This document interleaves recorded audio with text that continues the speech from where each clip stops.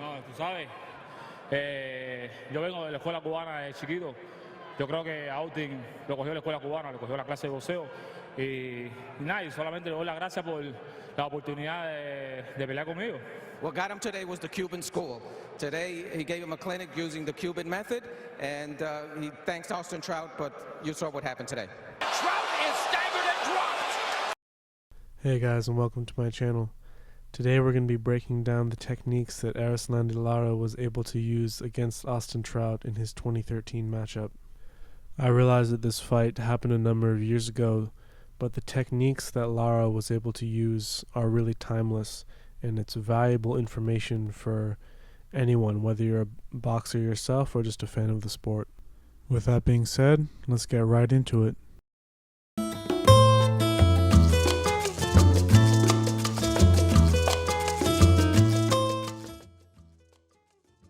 One of the most important things to be aware of is what is someone trying to get to in their game plan. And for Lara, this pretty much means his left hand. Almost every fighter has punches that they're trying to get to, whether you think of Deontay Wilder's straight right hand, Oscar De La Hoya's left hook.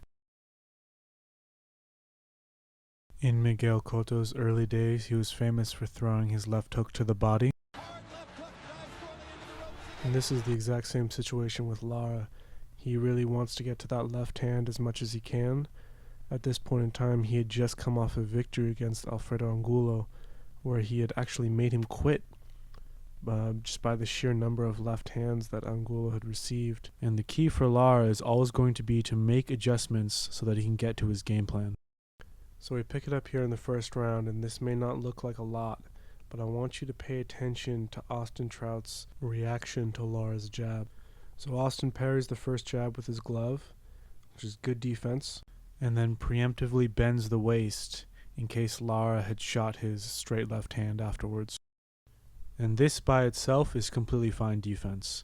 Bending the waist is a great technique. People like James Toney used to use it all the time, really effectively. But as we'll see later on in this film study, Austin Trout doesn't use this technique properly. And I'll have to make another film study on how to properly bend the waist, but for now, just know that this gets Austin in a lot of trouble.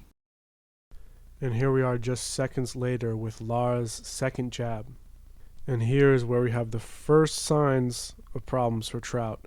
You can see we're only just barely more than a minute in, and there's already an issue. The issue is that Lara is collecting data. So he understood how Trout defended his first jab. So his second jab is in reaction to what's come before. His second jab is aimed lower, where it would connect if Trout was to bend the waist again. And sure enough, he does.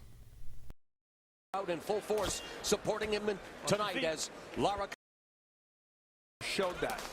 Trout has had success.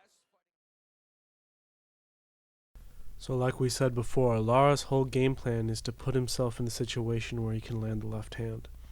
So he's seen Trout's reaction to the last two jabs, and he's thinking in his head, I can predict where Trout is going to be based on his reaction to my last two jabs. So the very next thing he does is shoot the 1-2, and Trout once again bends at the waist. Luckily for Trout, Lara hasn't fully measured his left hand, and he's a little bit short. But unfortunately for Trout, believe it or not, this was the beginning of the end, halfway through round 1 of 12. 10 fighters down there are southpaws. I think everybody. So just 10 seconds later, Lara continues with his attack, shoots the 1-2. Last time he was a little short, this time he's a little long, he's still measuring it. But the important thing to be aware of is that Austin Trout comes with the same defense, bending the waist.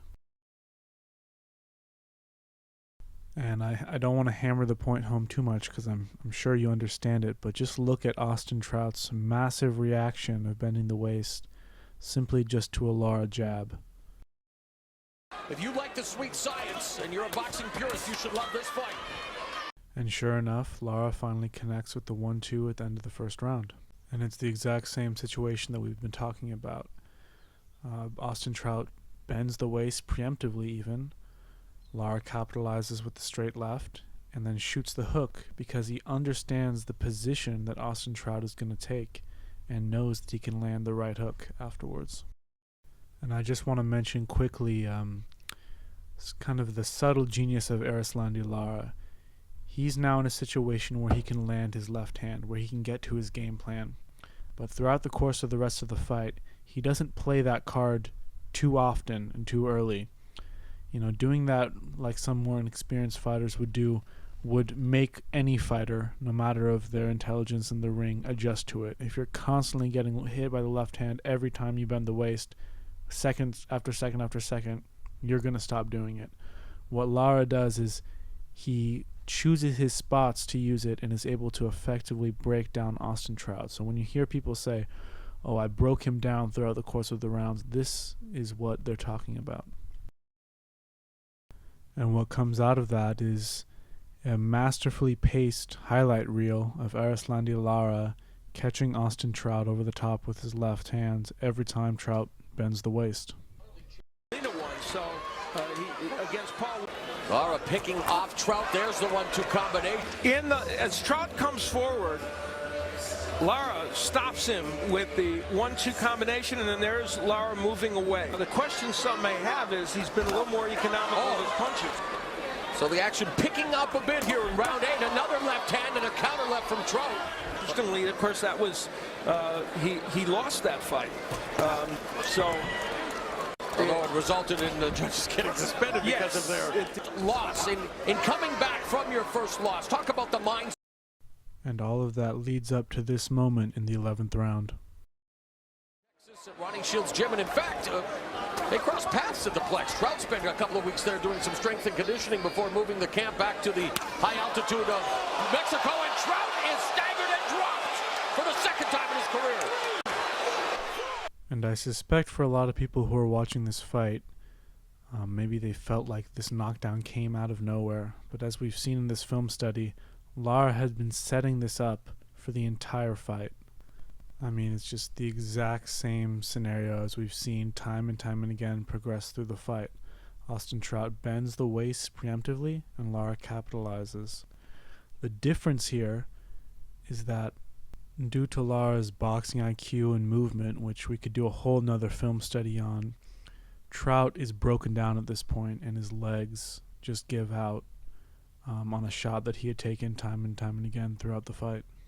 But I think the main thing to take away, from Austin Trout's perspective is, if you're in the ring with a master technician like Erislandy Lara, you cannot fall into a pattern of predictable defense, especially when that pattern is supposedly guarding against the thing that he's trying to get to in his game plan, his best punch. And Austin Trout continuously gave him this same look, and also importantly, he never used that look as a trap. He never came back with any offense to deter Erislandy Lara from shooting that shot. He gave him the same look, and Lara was able to capitalize again and again throughout the fight.